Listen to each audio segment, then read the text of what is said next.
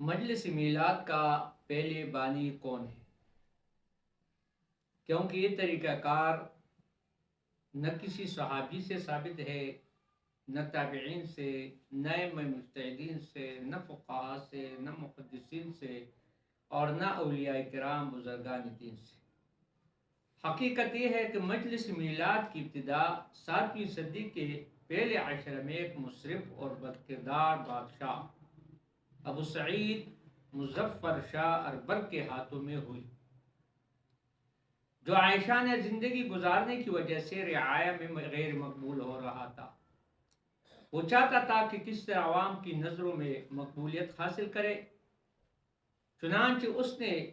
عوام کو اپنی طرف مائل کرنے اور انہیں اپنی دینداری اور عشق کا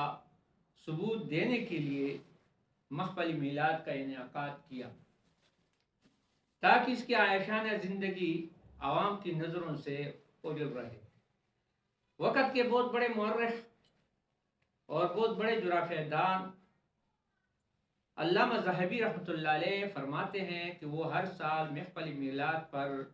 3 لاکھ روپے خرچ کرتا تھا۔ چنانچہ علامہ سیوطی تحریر کرتے ہیں، امام سیوطی رحمۃ اللہ علیہ، کہ اول من احدث ذلك ابن المظفر ابو سعید بن زین الدین علی احد الملوک الامجاد، یعنی سب سے پہلے جس شخص نے مجلس میلاد کو منعقد کیا وہ ابن مظفر ابو سعید ہے، جو بڑے بادشاہوں میں تھا۔ امام احمد بن محمد مالکی مصری لکھتے ہیں اس کے بارے میں، اس بادشاہ کے بارے میں لکھتے ہیں، کان ملکا مسرفا یامر علماء زمانہ ان یعملوا باجتنباتهم واجتہادهم، یہ بادشاہ اپنے وقت کے علماء کو حکم دیتا تھا کہ وہ اپنے اجتہادات پر اور استنباط پر عمل کرے اور کسی بھی ائمہ اربعہ میں سے کسی کا اتباع نہ کرے۔ حتی مالت الیہ جماعت من علماء کی ایک جماعت، ایک طائفہ بھی اس کی طرف متوجہ ہو گئے۔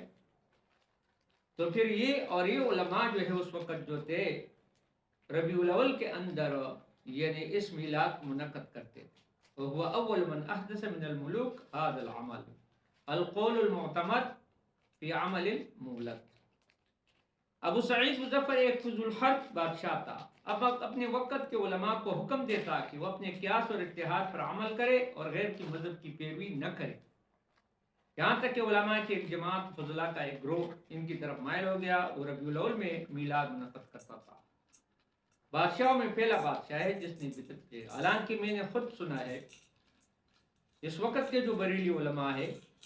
وہ زیادہ تر یہ عمل کرتے ہیں۔ بریلی کے بڑے بڑے علماء جمع ہوئے تھے ایک موقع پر اور انہوں نے کہا کہ آج محفل میلاد میں ہم گستاخی کے اندر کفر تک پہنچے، اور ان کے بڑے بڑے علماء جو ہے دانشور جو سمجھدار ہے وہ لوگوں کو منع کر رہے، لیکن اب لوگ یہ چھوکرے منع نہیں ہوتے، حالانکہ وہ خود کہتے ہیں کہ یہاں اس کے اندر ایسی بدعتیں ہیں اور ایسی خرافات ہیں کہ خرافات وہ کفر تک ہمیں لے جا رہے ہیں۔ یہی وجہ ہے کہ ابن خلقان کہتے ہیں، ابن خلقان اربلی شافعی جو 681 میں وفات ہے،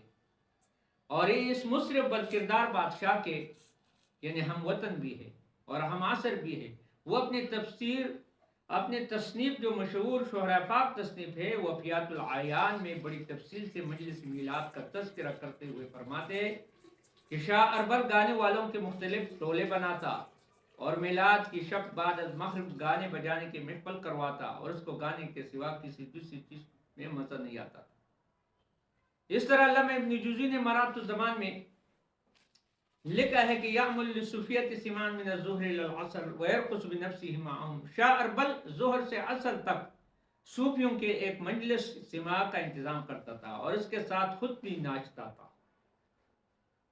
محفل میلاد کے جواز پر پہلی تصنیف اور اس کا مصنف۔ سامعین کرام، آپ جانتے ہیں کہ ہر دور میں 2 قسم کے علماء ہوتے ہیں، ایک علماء حق ہوتے ہیں، دیندار علماء، حق کے علمبردار، لالچ و طمع سے پاک، جن کی زندگی فقیرانہ، دنیا سے بے رغبتی اور بے نیاز، ہمیشہ حق و سچ کی بات کہنے والا، لا یخافون لومۃ لائم، کسی کی ملامتی سے ڈرنے والا نہ ہو، یہ علماء حق کی جماعت۔ جو مسلمانوں کے لیے جن کا وجود مسلمان کے باعث رحمت اور باعث برکت. دوسری قسم کے وہ علماء ہے جو دنیا دار ہے بلکہ دنیا کے لیے دین کا سودا بھی کرتے ہیں، حق کو چھپاتے ہیں، بادشاہوں کا ساتھ دیتے ہیں، لالچ اور حکمرانی وغیرہ انہوں میں لگے ہوئے ہیں. ایسے میں کہ غیر اسلامی کرتوتوں کو مثال اور حجور دلائل سے تقویت دیتے ہیں. ایسے میں کہ اس طرح ایک خوشامد اور خود غرض اور لالچی مولوی مجلس میلاد کی موجد شاہ اربل کو مل گیا تھا، جس کا نام ابو الخطاب عمر بن خصم دحیۃ الکلبی تھا. کتاب ملتا ہے جب شاہ اربل کے متعلق سنا کہ وہ محفل میلاد کا دل دادا ہے اور لاکھوں روپے اس مہم پر خرچ بھی کر دیتا ہے، تو اس نے بادشاہ تک رسائی حاصل کی اور محفل میلاد کے جواز پر ایک کتاب تحریر اور بادشاہ کی خدمت میں اس نے پیش کی. بادشاہ نے خوش ہو کر 1000 دینار کو انعام دے دیا. علامہ جلال الدین سیوطی نے لکھا ہے کہ اس نے اپنی کتاب کا نام التنویر فی مولد البشیر والنذیر رکھا. محفل میلاد کے جواب پر تصنیف کرنے والے صاحب کے متعلق ابن حجر نقل کرتے ہیں. اب اس کے بعد ابن حجر کیا فرماتے، جو شارح بخاری ہے، کہتے کان ظاہر المذہب ابن دہیہ ظاہر المذہب تھا، کثیر الوقیت فی الائمۃ فی السلف من العلماء، علماء سلف کو بہت برا کہتا تھا، ائمہ سے گندی زبان کا مالک تھا، بڑا احمد حبیث اللسان احمق شدید الکبر قلیل سخت متکبر تھا اور امور دین میں بڑا سست اور بے پرواہ. یہی الفاظ ابن حجر اسقلانی رحمۃ اللہ علیہ نے اپنی کتاب کے اندر نقل رأیت الناس مجتبین علی کذبہ و ذوفہ، لوگوں نے اس کے کذب پر، جھوٹے ہونے پر، اس کے ذوق پر یعنی اتفاق کیا ہے. لسان المیزان آپ دیکھ سکتے ہیں، جلد نمبر 4 295 صفحہ. حضرات گرامی، میرے اس گفتگو سے اور ان دلائل سے بات واضح ہوگی کہ مروجہ محفل میلاد، مجلس میلاد نہ سنت رسول ہے، نہ سنت اصحاب رسول ہے،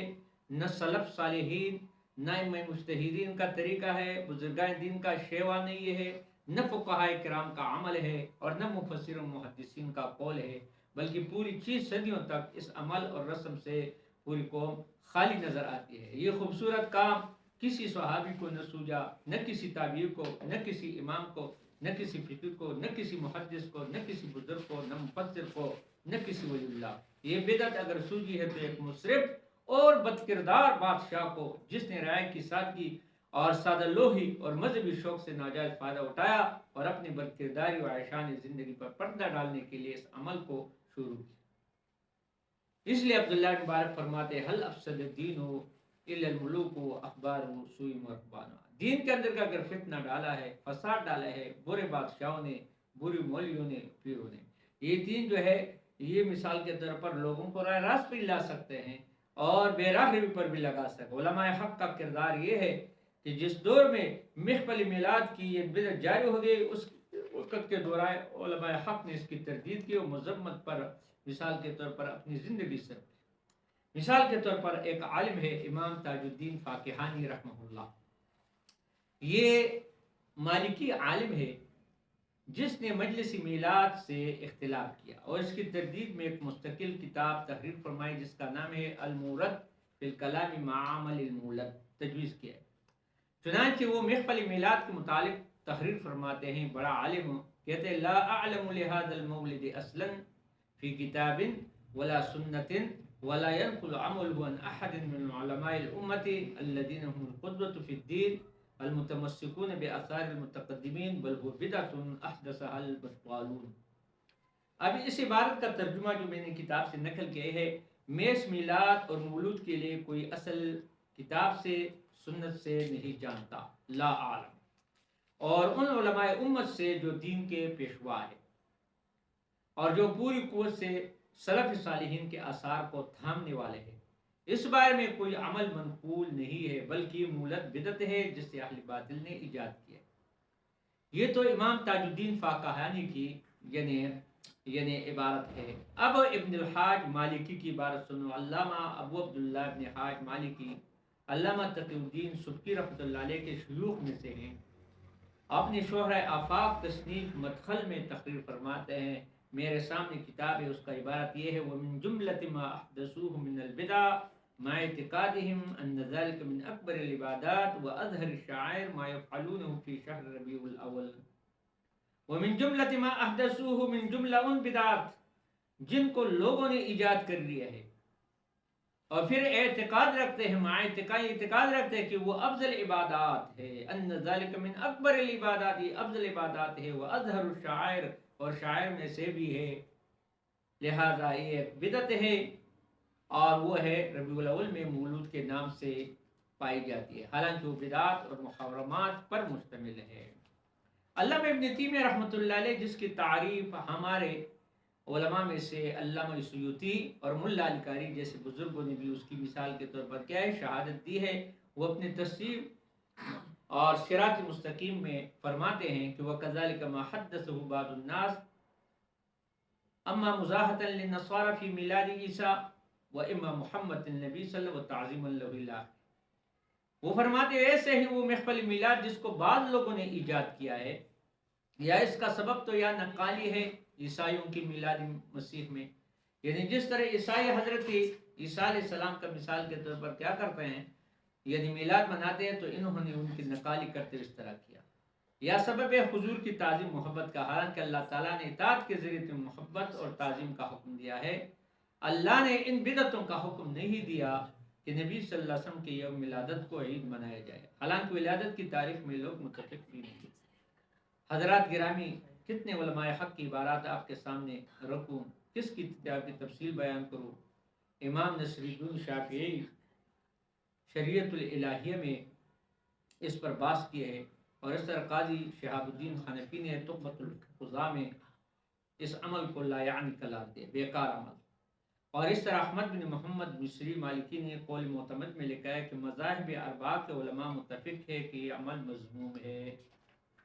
اور آج کے علماء حق اس مذموم عمل اور کبھی فیضت کی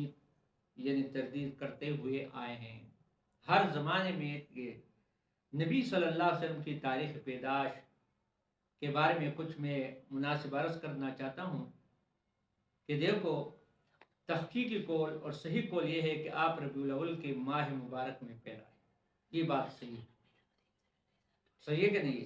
پھر اختلاف اس میں ہے کہ کون سی تاریخ کو آپ دنیا میں تشریف لے آئے۔ بعض علماء نے 2 ربیع الاول لکھا ہے، دیکھو، بعد نے 8 ربیع الاول، بعد نے 9 ربیع الاول، اور بعض اہل تشریح کے نزدیک 17 ربیع الاول مشہور ہے۔ شیخ عبدالحق محدث دہلوی نے اپنی مایاس کتاب تصنیف میں ما ثبت بالسنہ میں صفحہ نمبر 57 پر سیدنا ابن عباس رضی اللہ عنہ کا ایک قول نقل کیا ہے کہ 8 ربیع الاول نقل فرمائے۔ علامہ شبلی نعمانی نے اپنی مشہور سیرت النبی کتاب 171 جلد نمبر 1 میں تقریر فرمایا ہے کہ مصر کے مشہور حیاتدان عالم محمود بادشاہ فلکی نے ایک رسالہ لکھا ہے جس میں انہوں نے ریاضی کے دلائل سے ثابت کیا ہے کہ آپ کی ولادت 9 ربیع الاول کو ہے، بروز دوشنبہ سوموار 20 اپریل 571 کو ہوئی۔ یہی قول اقرب الی الحق ہے 9 کا، اور قاعدہ اصولیہ کہتا ہے کہ 8 اور 9 کے مابین تطبیق ممکن ہے، اس لیے کہ شمسی و قمری تاریخ میں ایک دن کے فرق کا آ جانا کوئی بعید نہیں ہے۔ اب یہاں ایک حیران کن انکشاف کرتا ہوں کہ نبی کریم صلی اللہ علیہ وسلم کی تاریخ پیدائش کے بارے میں علماء کے مابین کتنے اختلاف ہے آپ سن چکے۔ آخر میں ایک دلچسپ قول اس شخصیت کا بھی سن لیجئے جو پیرانی پیر ہے، شیخ عبد القادر جیلانی رحمۃ اللہ، بہت بڑے بزرگ گزر چکے ہیں، حنبلی المذہب ہے، اور اس کے بارے میں مشہور ہے کہ بیڑے غرق بھی کرواتا ہے اور کنارے بھی لگاتے ہیں، لوگوں میں 11ویں والا مشہور ہے۔ وہ اپنی شہرہ آفاق کتاب غنیۃ الطالبین میں صفحہ نمبر 55 جلد نمبر 2 میں فرماتے ہیں کہ رسول اکرم صلی اللہ علیہ وسلم 10 محرم کو پیدا ہوئے۔ یہاں تو شیخ فرماتے ہیں کہ 10 محرم کو رسول اللہ صلی اللہ علیہ وسلم پیدا ہوئے، اور پھر لطف کی بات ایک اور ہے کہ مولانا احمد رضا خان بریلوی اپنی کتاب ملفوظات 32 میں جلد نمبر 1 میں شیخ عبد القادر جیلانی کے متعلق تحریر فرماتے ہیں۔ کیا فرماتے ہیں؟ کہتے ہیں کہ پیرانی پیر سے کوئی شیعہ پوشیدہ نہیں ہے، یعنی پیرانی پیر کو وہی درجہ دیتا ہے جو اللہ کا درجہ ہے، یعنی مطلب ہے شرک کرتے ہیں، اور ان کی آنکھ ہر وقت لوح محفوظ پر لگی ہوئی ہے۔ یہ کس نے لکھا ہے؟ شیخ عبد القادر جیلانی کے بارے میں۔ یہ ملفوظات میں لکھا ہے مولانا احمد رضا خان بریلوی نے اب دیکھو پوچھنا چاہتا ہوں، اگر اعلی حضرت کا ایک قول درست ہے تو پھر ماننا پڑے گا کہ شیخ عبد القادر جیلانی نے محفوظ میں دیکھ کر یہ فیصلہ کیا ہوگا کہ حضور انور کی پیدائش 10 محرم کو ہوئی تھی۔ اب ہمارے دوستوں کو ذرا سوچ کرنا فیصلہ ہوگا،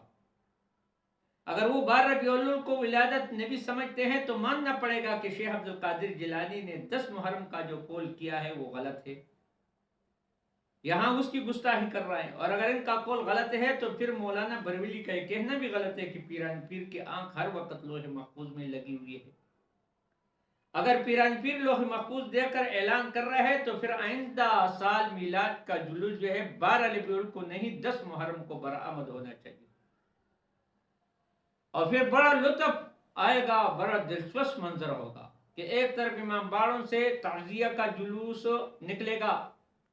تو دوسری طرف باغات مسجدوں سے میلاد النبی کا جلوس برآمد ہوگا، ایک طرف آنسو بہاتا دوپٹوں سے سجا ہوا گھوڑا ہوگا تو دوسری طرف میرے دوستوں ہاروں سے لدی ہوئی اور رنگین کپڑوں سے سجی ہوئی بیل گاڑیاں ہوں گی، ایک طرف سیدنا حسین کے روزے کے نقلی تابوت ہوں گے تو دوسری طرف حضور صلی اللہ علیہ وسلم کی قبر کی ماڈل ہوں گے، ایک طرف سیاہ پگڑیوں والے ہوں گے تو دوسری طرف سبز پگڑیاں والے ہوں گے، ایک طرف ہاتھوں میں زنجیریں ہوگی تو دوسری طرف نقلی عربی سواروں کے ہاتھوں میں تلواریں، ایک طرف سینہ کوبی ہوگی، ایک طرف سینہ کوبی ہوگی تو دوسری طرف جو ہے گتکا بازی، ایک طرف مرثیے ہوں گے، آہ بکا ہوگی تو دوسری طرف یہ علمی اور فلمی ریکارڈیں ہوں گی، ایک طرف ماتم کی آواز فضا میں ابھرے گی دوسری طرف بینڈ کی آواز فضا میں گونجے گی، ایک طرف غم اور حزن کا مظاہرہ ہوگا دوسری طرف جو ہے خوشی کا مسرت ہوگا، ایک طرف شام غریبان ہوگی تو دوسری طرف عمارات پر چراغان ہوگا۔ پھر جب دونوں جلوس شہر کے مرکزی بازار میں آمنے سامنے ہوں گے تو شیعہ سنی بائی بائی کے نعرے کی تعبیر واضح ہو جائے گی۔ انہوں نے اعلان کیا کہ شیعہ سنی بائی بائی، تو لہٰذا یہ بائی بائی کا وجہ یہ تعبیر واضح ہو جائے گی۔ حالانکہ تاریخ ولادت میں اختلاف کس بات کی دلیل ہے؟ کس بات کی دلیل ہے؟ تو مطلب اس کا یہ ہے کہ خود آج کل بریلوی لکھتے ہیں اور انہوں نے ایک مجلس منعقد کیا، اس میں انہوں نے کہا کہ محفل میلاد میں ہماری گستاخیاں یہ مثال کے تو کفر تک پہنچ گئی۔ آج کل بریلویوں سے تصور خدا ختم ہے میرے دوست، جس طرح شیعوں سے تصور خدا ختم ہے، علی کے محبت میں تصور خدا ختم، تو اس طرح بریلویوں سے تصور خدا ختم ہے نبی کی محبت میں۔ حالانکہ نبی کی محبت کا دعویٰ غلط، یہ گستاخ رسول ہے۔ میں ثابت کرنا چاہتا ہوں کہ دنیا کے اندر بریلویوں سے کوئی بھی بڑھ کر گستاخ نہیں ہے۔ میں چیلنج دیتا ہوں، جس طرح شیعہ گستاخ ہے امام الانبیاء کے تو بریلی بھی گستاخ رسول ہے۔ دوسری بات یہ رسالت کے منکر ہے، اور رسالت کے منکر جو ہے آپ خود فتویٰ لگائے اس پر۔ خود بریلی احمد رضا خان جو ہے اس میلاد کے قائل نہیں ہے، اپنی کتاب ملفوظات میں لکھتے ہیں، اور آج کل کی مثال کے طور پر یہ بریلی کہتے ہیں کہ ہم کرتے ہیں، لہذا اس کا کیا جواب ہوگا؟ اور تیسری بات یہ ہے کہ گستاخ رسول اسی طرح ہے کہ آج تک اللہ نے کسی نبی کو یہ ناری اور نوری نہیں بھیجا ہے۔ اگر خاکی ہے وما ارسلنا من قبلک من رسول الا رجال بنا کر، یعنی حضرت آدم کا پتر بھیجا ہے، آدم علیہ السلام کے پتر ہے، آدم علیہ السلام انہیں تو پیو ہے، ایسے میں کہ نہیں، اور یہ کیا کہہ رہا ہے کہ بشر ہے۔ تو پھر دیکھو جب تم میلاد مناتے تو اس بات کی خود دلیل ہے مثال کے طور پر کہ تم رسول کو جو نور نہیں سمجھتے، کیونکہ جبرائیل امین کب پیدا ہوئے؟ بشریت نبی سے انکار اور عید میلاد النبی پر اصرار۔ کوئی زمانہ تھا کہ یہ لوگ 12 ربیع الاول کو 12 وفات کے طور پر مناتے تھے، حتیٰ کہ پورے مہینوں کو 12 وفات والا مہینہ کہا جاتا، مگر افسوس اس بات پر ہے